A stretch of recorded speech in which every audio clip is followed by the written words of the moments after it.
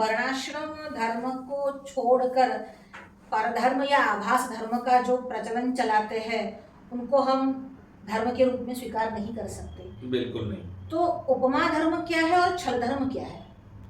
छल धर्म तो स्पष्टतया नाम से ही पता चल जाता है, क्योंकि छल शब्द का प्रयोग हम करते हैं। छल कपट है। हाँ, छल कपट ऐसा शब्द का प्रयोग करते ही हैं।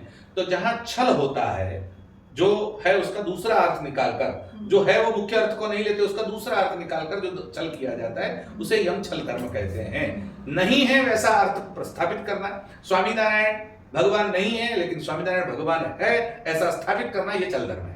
मतलब अगर कोई प्रक्षेपण भी करता है तो वो छल धर्म, वो छल धर्म है। अच्छा, और जैसे आगे पीछे के रेफरेंस और कॉन्टेक्स्ट को कट करके केवल बीच की बात बता देना, जैसे आर्य समाज ने बार बार किया है, अलग अलग प्रकरणों में किया है, तो उसको भी आप छल धर्म ही कहेंगे? आर्य समाज ने किया है, गायत्री परिवार ने किया है, ब्रह्मा कुमारी ने किया है, और कई सारी संस्थाएं हैं जो ये कर रही है, आज भी चालू है।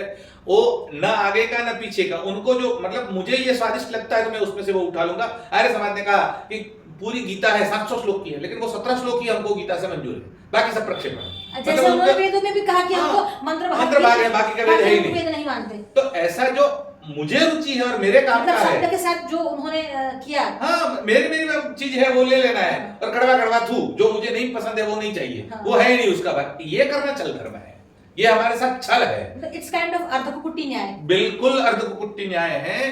तो जो नहीं है उसको ही प्रतिपादित करना, जो गलत है उसको पेश करना, अथवा उसमें से निकालकर, जैसे एक श्लोक आया है मनुस्मृति में आया है, 227 नंबर का श्लोक, शायद 7वें अध्याय का, प्रॉपर स्मरण नहीं है लेकिन शायद ये है।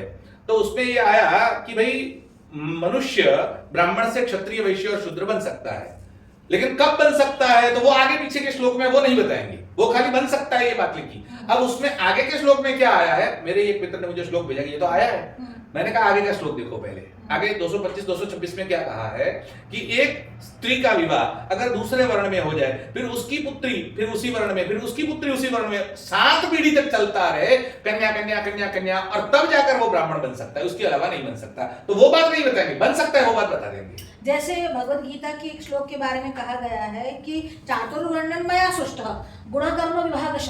अब वह गुण और कर्म पूर्व जन्म का है कि नहीं, इस जन्म का है कि नहीं, इस विषय को, मतलब इस शास्त्रीय विषय को छोड़कर मनमाने ढंग से उन्होंने गुण और कर्म के विभाग से ही आपने वर्ण और आश्रम का जो तय कर लेते हैं, तो ये छल धर्म है। बिल्कुल अवश्य यही छल धर्म है कि जो नहीं है उसको स्थापित करना, ख्यापित करना, प्रदर्शित करना, वो भी शब्द की, यानी आपके शास्त्रीय प्रमाण के माध्यम से। बिल्कुल बिल्कुल बिल्कुल।